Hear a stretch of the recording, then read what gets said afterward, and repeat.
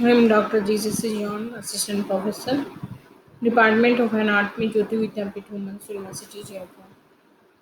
We have discussing the introduction to anatomy, and we have completed most of the parts in previous lesson. And today we will discuss the remaining part of the introductory anatomy. We have discussed anatomy definition and the subdivisions, and we have discussed the medical terms, anatomical positions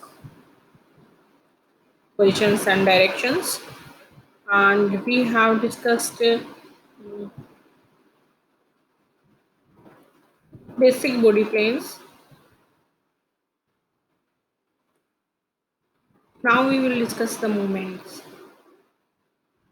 The movement, the various kind of movements we have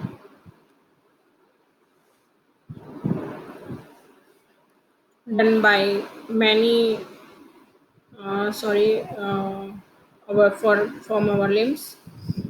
So there are various kind of the movement we have seen here: the flexion, extension, and hyperextension, adduction, abduction, pronation, supination, retraction, protraction, elevation.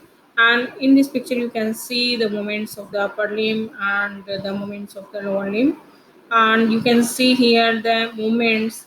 They have directional. They have rotate and so many kinds of movement. And what is the terms we will use if the particular kind of movement occur by the upper limb or the lower limb. So first we will discuss the flexion. Flexion is the bending a joint, and if a joint bend, then there will be decrease the angle between two bones. So flexion we can see in this picture. This is the flexion. So if the forearm arm, they are bent together at the point of the elbow joint. So the angle between the arm and forearm that is come down. So this is the flexion of the arm. Extension means straightening a joint or increasing the angle between two bones.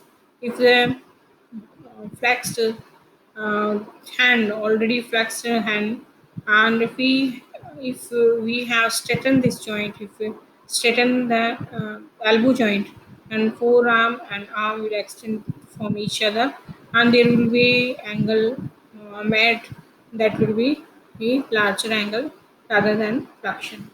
Hyperextension means excessive extension of the parts at the joint beyond anatomical position, and it will occur at some joints, and can't it can't occur many joints. In flexion, we can see here the wrist flexion. So if fingers flex towards the palm, that is the wrist flexion, and if the fingers and palm straighten at the wrist joint, that is the wrist extension. And if his palm and fingers straighten and flex towards the backside, that is the wrist hyperextension. So we can see that hyperextension occur in wrist joint, but it is not possible this hyperextension at the elbow joint. So this is the knee flexion. This is the extension, and some kind of the knee hyperextension occur in upper limb, lower limb, and this is the elbow flexion, elbow extension, and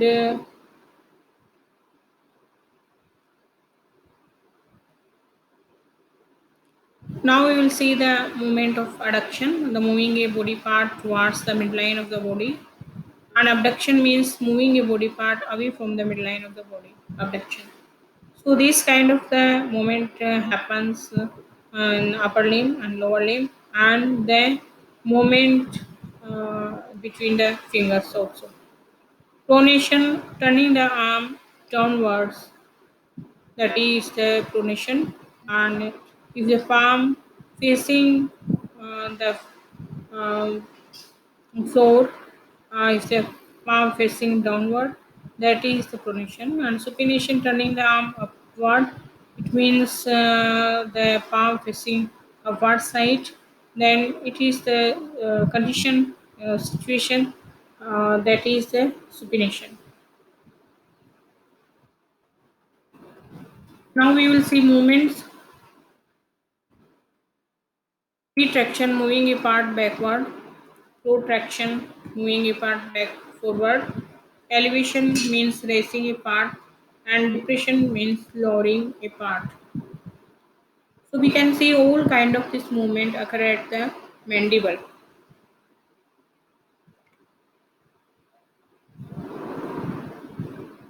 Movement, rotation, turning on a single axis, circumduction. It is a triplanar action. Circular motion at the hip and shoulder joint. Internal rotation. If they rotate or hip and shoulder towards the midline, this is called internal rotation. If the external rotation, in this the hip and shoulder move towards the outer side or the away from the midline. Lateral flexion, side bending left and right. It can occur at the trunk region and it can occur at the neck side also. Movement of the foot, inversion, turning the sole of the foot inward. Version, turning the sole of the foot outward. Dorsiflexion means ankle movement, bringing the foot towards the shin, and plantar flexion, ankle move, sorry, ankle move towards the plantar side.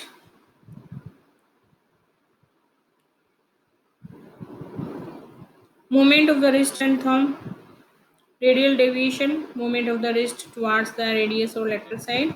Ulnar deviation means movement of the wrist towards the ulnar or a middle side. Apposition, movement of the thumb across the palm of the hand.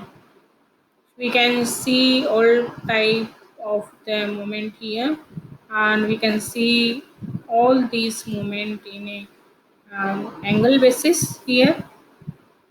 So movement is gliding movement, angular rotation, special movement. So all these kind of movement we can characterize here, classified here. So there are gliding, angular rotation, and special movement. Gliding movements occur between two flat surface. They can glide past one another, side by side, back and forth as that occur in intertarsal, intercarpal, intermetacarpal, carpometacarpal, sternoclavicular joint. Angular movement, these kind of the movement occur between the articular bones that decrease and increase of the angle between them as occur in flexion and extension. Rotation, these kind of the movement occur when bone revolves around its longitudinal axis as medial and lateral rotation of the thigh. Special movement occur at certain joints as pronation and supination at radio-ulnar joints. We have discussed muscles. Now assessment. How can you assess by yourself? So you have to reply all these questions. First is define anatomy and its branches. And second is what are plants and explain in details. You can write down the planes, the definition, and uh, the alternative terms you can also write down. And this is all about the anatomy, and thank you.